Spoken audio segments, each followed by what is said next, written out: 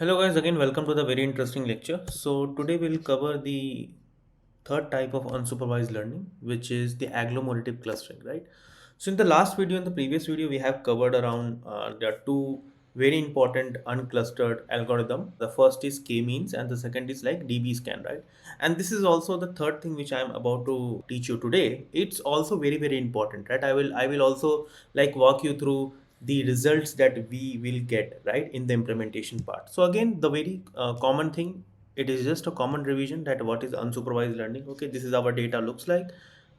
See, this is how our data looks like, which means the data has unlabeled data. Okay, it comes in the category of unsupervised learning, and then we are thoroughly supposed to follow our golden rule, right? So this is our golden rule where we will supposed to follow our EDA process, right, and other things. So this is our data. Okay, and what is our problem statement? So first is our raw data. Then what is our problem statement? A problem statement is like the same hospital based data. Okay, that you are a AI engineer, you has given some hospital database, and then you are supposed to solve some problem. Okay, and what is the problem here, guys? The problem is that you need to find out the hidden similarity of the patient profile. Okay, so you need to find out the same level of cluster whosoever patient is belonging to a same group, right, who are sharing the same patient data, right? And then you have selected it. Okay, so you are, so of course it is a clustering problem because it is neither a regression nor a classification. Of course it is a clustering problem, right, because you need to find out the similar health profile, right? So you have selected that. Okay, it is a clustering problem. Then what you're supposed to do, you're supposed to find out the EDA operation, right? And after doing the EDA operation, after doing data cleaning, feature engineering, right, applying the statistics measurement and other things, you are done with your clean data, and then you save your data into your local storage.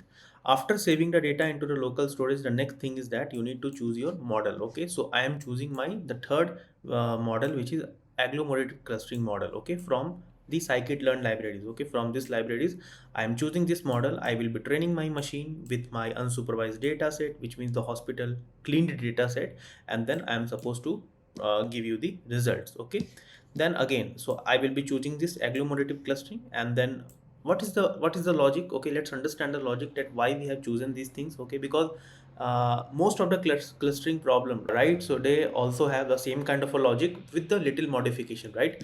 So here let's understand about this agglomerative clustering logic, right? So again, you will be provided with the unlabeled data. Okay, and then after applying the agglomerative clustering, you are able to you are supposed to form a group, okay, of similar kind of a data into cluster 1, of another kind of a data into cluster 2, and similarly cluster 3. Okay, then let's imagine, let's understand this agglomerative clustering and dendrogram logic. Okay, what these two word means. Okay, what these two keywords mean. Okay, I just want you to focus on this first diagram. Okay, so this is kind of a tree kind of a diagram. Okay, bottom up approach, it is following the bottom up diagram. Now what does that mean? So suppose that these are the individual point of your data.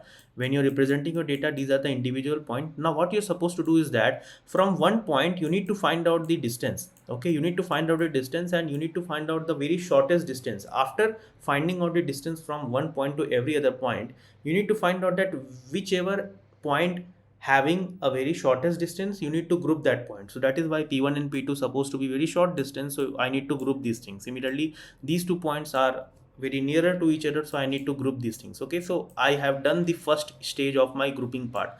Now I will move above the tree. Okay, so now I will move into this above, like from bottom to top part, right? So here I will be moving in this part, right?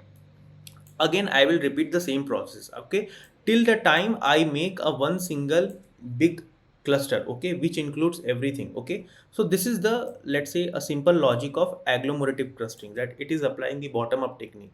Now the question is that how do you know that how many cluster is good for you? Okay, according to your data, how do you know that how many cluster is good for you? For that you are supposed to use this dendrogram technique. Okay, dendrogram is like a kind of a statistics techniques which helps you to make a make a merge kind of a graph structure, which means that again I will be following the same thing, right? I will be just following the let's say that these point 2 and point 3 are nearer to each other, so I will just connecting these 2 points and make a single kind of a bar graph kind of a thing. Okay, and then let's say that the median of these 2 points are nearer to point 1 compared to point 4, so I will be merging these 2 points. Okay, so as you can see that this has like labeled as kind of a sky blue color, which means these are supposed to be a similar kind of a data, similar looking data. Similarly, it so happened that like zero point 0.4 and zero point 0.5 are supposed to be similar, and then 0.6, 0.7 and zero point 0.8 are supposed to be similar. Okay,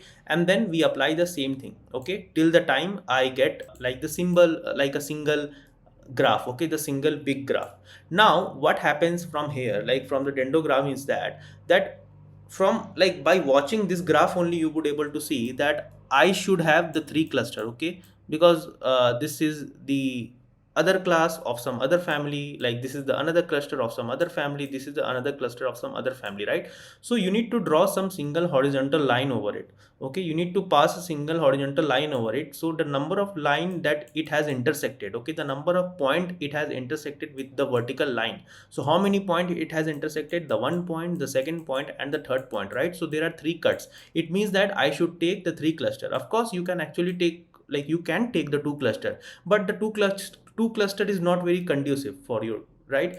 Because let's say that you, if you want to keep this in one cluster and then if you want to keep this in another cluster, you have done the clustering, that is very good, but that is not very much, at the very deeper level of clustering. Okay, you need to do a clustering which is very similar to one profile. Okay, you need to do clustering which is very similar to the another profile. Okay, that is why from this dendrogram approach I get a confirmation that I should have a proper three cluster which I can able to segregate my data. Okay, and you have understood the logic, right? So what is agglomerative clustering and dendrogram approach? Okay, this is just a model logic that we are supposed to use in this kind of a clustering approach, right? And then again we are following the same thing. We will be importing the library from scikit-learn. We will going to find out the best k from this pun, right? We will going to find out the best k, which means the best number of clustering, and then we are supposed to successfully able to do the clustering part, right, from our very raw data. And then based on like there should be judge, right, that how well this cluster. So for that we are supposed to use the Silotti score. The more number of Silotti score, which means there is a more space between these two cluster, right, and the less number of Silotti score, which means there is a less space between these two cluster. Okay, and then after training the model we are going to save the model and the end. So this is how this all this agglomerative cluster works. Okay, there is nothing change here, only this logic part. Okay, only this logic part, that instead it works from a bottom down, like from the bottom to top approach. Okay, so in this way these things will work. Okay, now let's move into the implementation part and I will quickly show you that how do you implement it very easily. Okay, thank you.